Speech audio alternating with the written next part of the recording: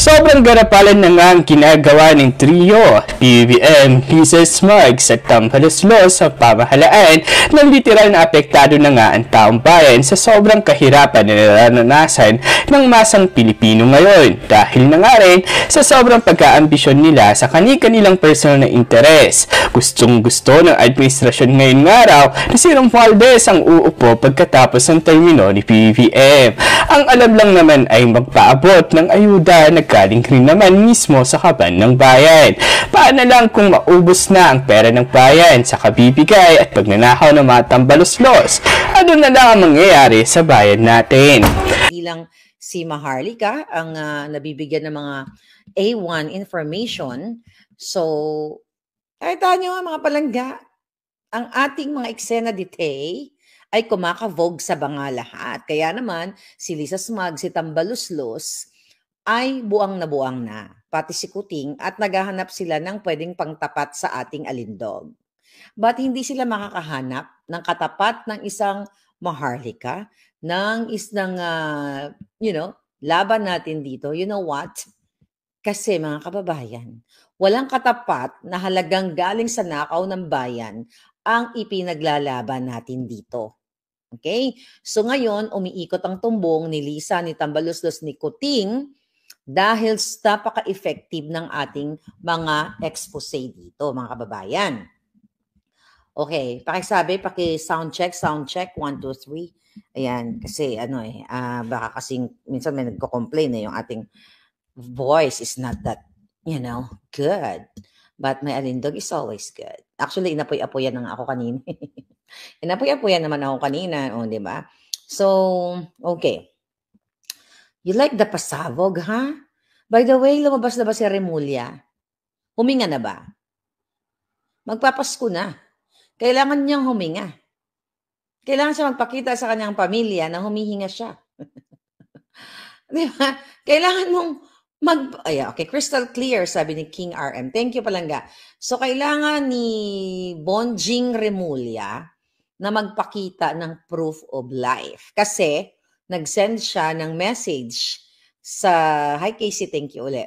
Nag-send siya ng message sa media na fake news daw ang sinasabi kong siya ay nakaratay o inaratay. Sabi ko nga, lahat naman tayo pwedeng aratayin dahil hindi naman tayo, hindi naman tayo si superhero na hindi tayo na mamatay-matay o hindi tayo nagkakasakit, mga ganon. Ang sinasabi ko dito, Remulla, kung ako ay fake news, na ikaw ay naka-confine, nakalabas ka na ba, na-admit ka sa St. Luke's, okay, dahil sa iyong karamdaman, karapatan ng taong bayan, dahil pinapalamon ka, jutang gini na kayong lahat, lalo na kayo sa Congress, mga buwaka ng genemies ninyo, lalo na si Migaon, si Migaon. Okay, actually, hindi ko pa na-topic dahil sobrang busy ako nagpapa-yaman. No, chika boom boom lang. I'm just busy, in the past few days, Parang meron pa ako ng konyo drama may kausap kasi ako ng Inglesera, kaya, medyo nahawa ako ng konti. But anyway, going back, okay? Kayo dyan sa Kongreso, makinig kayong mga yawa kayo. Asan ang pangkulam ko? Migaon, ikaw, ha? Lahat kayo na nag-e-enjoy, wala kayo sa Congress ngayon. Ang karamihan sa inyo ay nagbabakasyon kayo gamit ang pera ng bayan. And inaabangan namin yung mga allocations dyan sa 2024 budget. At hindi namin kayo tatantanan. Okay? Dahil sabi nga ni baby girl, Sas, hindi mo pera yan. Hindi nyo pera yan. Hi, Baines, Lorena, Dandanan, how are you? Si Migaon, you know, Migs Gaon or Migs Bigaon. Okay? So, lahat yan sila dyan. So, galit na galit sila sa atin. Okay? Yung mga hinayupak, sila na yung nag-suppress ng malayang pamamahayag ng karapatan ni Ka-Eric, ni Lorraine Badoy at ni Pangulong Duterte because nadagikan sa masa para sa masa, yung program nila na laban sa bayan, 'di ba? Sila na yung nag-suppress. So actually napanood ko yung explanation ni lawyer na dating presidente Pangulong Duterte na pareho kami, even I'm just a regular person like you guys. 'di ba? Ang ating pagsasalansan doon sa suspension na ginawa ng MTRCB and now the NTC, pareho ng sinabi ni Pangulong Duterte na walang specific violation. Kasi sinabi nila, maybe o alleged violation. Yun yung reason nila. See, ganito yung kung gaano ka-ginayupak na ito. Pero alam ko, dahil kayo ay excited na sa ating pasabog. Alright, tutuloy-tuloy na ba ako? Okay. Mga kababayan, so, nung nakaraang araw ay chinika boom boom ko sa inyo na tinatraidor na nga ni Kuting itong taong bayan at nilalapastangan niya ang ating konstitusyon. Dahil wala na nga tayo sa ICC. So, paglabag sa sa batas ng Pilipinas at pagtatraidor, pagtataksil ni Lisa, ni Kuting, ni Tambaluslos. Dahil si Ginayupak na Tambalulat naman sila Ginayupak eh. Kaya masarap silang gawing nilupak. Mga Ginayupak, gagawin kong nilupak. Para kayo ay maging pak. Di ba? Pak. Di ba? At kayo ay gagawin kong what? So anyway, alright. Ngayon mga palangga, ang mga eksena sa banga, nandyan na sa Pilipinas. Diba? Sinabi ko sa inyo, ang mga kasabwat, okay, ni Tambaluslos, ni Lisa, na mga taga-ICC para what? Para mag-imbestiga, or nag-iimbestiga na, diba? In-expose ko sa inyo yan, with Trillanes. Kasama nila ngayon, para nga idin si Sara, and later on, possible na kapag nabigyan na ng warrant of arrest yung mag-ama, ay kunyari harang-harangin ni Kuting, ay no, hindi maganda yan. Kasi pinangimasukan tayo. Meron tayong soberenya. Palaya, hindi niyo dapat i-arrest si Sara. Hindi niyo dapat pwedeng idalhin sa higyan. Mga ganon. Si Pangulong Duterte, dating presidente yan. Yan yung mga possible drama ni Kuting para mag-gain back niya yung support ng taong bayan. But Kuting, Lisa, you're not gonna win, darlings. Evil darlings. Hindi kayo mananalo, mga jutang ginemas nyo. Dahil kailangan nyo pa magbayad ng mga jutang, mga makyoho, okay, na mga vloggers, na bayad ang bawat hininga nila, pati dugo nila, kahit madumi at, maitim na dugo nila, ay binabayaran nyo gamit ang pera ng bayan. At kahit ano pa, kahit ilang milyon ang ubusin yung pera, okay, sa mga vloggers, at kayo ay hindi tumitigil sa kakakalap ng mga pwede nyong ibalandra sa kay Maharlika, never ever kayong magwawagi. Ang talo dito, mga kababayan, ay pera ng taong bayan. Kasi yung binabayad nila, pera ninyo.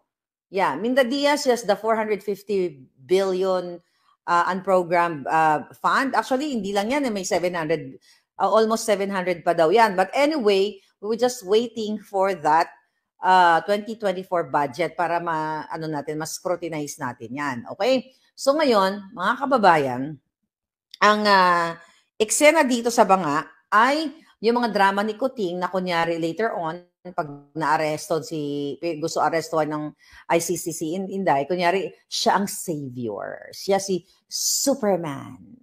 Di ba? Siya ang tagaligtas kunyari ni Pangulong Duterte at ni Inday. At sabi ko nga doon sa vlog natin na pwedeng tuluyan sila, pero sa tingin nyo nga, papayag ang taong bayan, pwedeng magdanak ng mga patak-patak ng ating buhay. You know what I mean? Alam niyo ibig sabihin ba? Pwede magdanak ng hindi ka nais-nais na mga likido sa ating lupang tinubuan dahil sa Kuting at ahas at tambaluslos na ito. At hindi papayagan ng taong bayan na panghimasukan tayo ng mga taong ito na wala namang alam sa sa tunay na nangyayari sa ating bayan, kundi dahil tayo ay pinagkakanulo ni Kuting, ni Lisa, ni Tambaluslos sa mga banyaga at mga taksil na kasabwat nila. Dahil may mga kasabwat silang banyaga, Alam niyo na kung anong ibig sabihin, mga banyagang nakikipagsabwatan si Lisa para idiin si Duterte, si Inday, dahil nga ang kanilang plano ni Tambaluslos ay si Martin ang papalit sa kanya pag siya ay tinamad. Padako pa roon na ako sa ating expose. Lingid sa kaalaman ng taong bayan, mga kapalangga, i-record nyo tong bunganga ko, you know? Dahil forever tong tatatak sa social media world. Okay? Lingid sa kaalaman ninyo. Okay? Ano ba title natin dito? Baka ma-miss natin. First Gentleman Kuting kasama sa narco list. Okay? Aimee lumuhod. Lingid sa inyong kaalaman at nakarating galing sa ating puting ahas. Kaya pala hirap na hirap si Senator Aimee now at nag-utter siya ng mga salitang sana kung nakakapili ng kamag-anak, mga ganong chuchu, di ba? Okay. Kaya nga challenge ito kay Senator Aimee.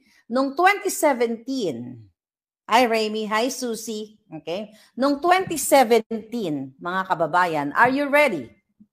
Hold your breath, okay? Ten ten ten ten ten ten.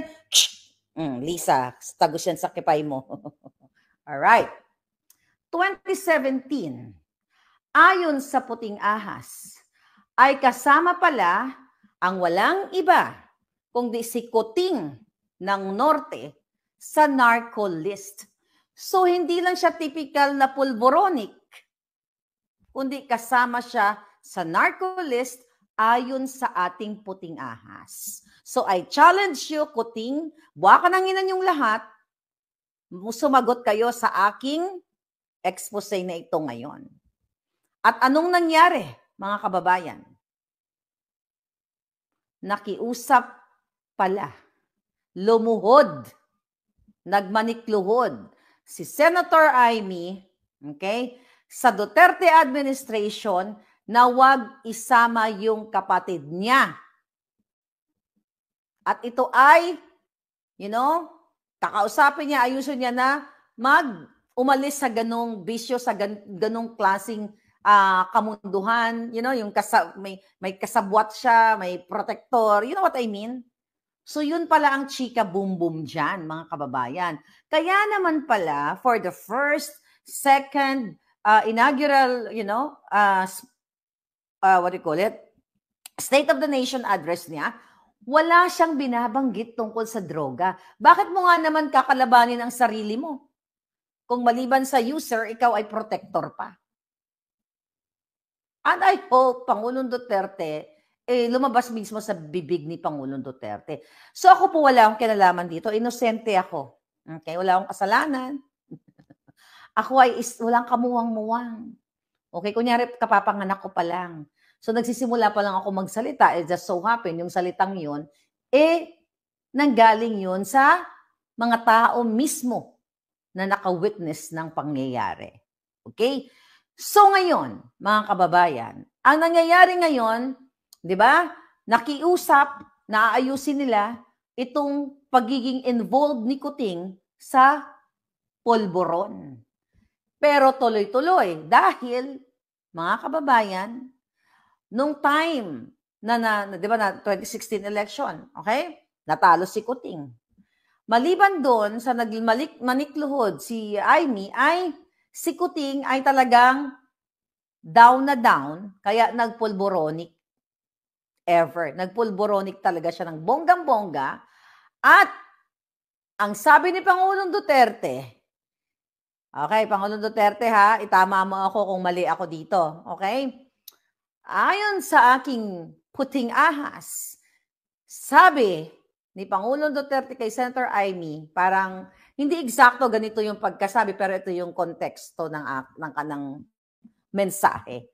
Ayusin mo yung kapatid mo, okay? Dapat marunong siyang humarap ng defeat or challenge sa buhay niya. Paano siya magiging effective leader, which is hindi siya leader, kung hindi niya kayang harapin ang pagkatalo? Actually, hinarap niya. Kaya siya nag-electoral protest. Smartmatic, labanan natin. Sabi niya, ang Smartmatic, alam mo, Marlica, di ba? Mga ganun mga interview ko sa kanya. Ang Smartmatic, nandiyan dyan sa Pilipinas, hindi para magbenta ng mga automated election, kundi magbenta ng dayaan. Coming from Kuting. Pero again, after niyang manalo, nga wala na kasi lingid sa ating kalaman, based sa signed affidavit ni Attorney Glenn Chong, nakipagsabwatan pala sila at ang asawa niya. Okay, balik tayo kay Kuting.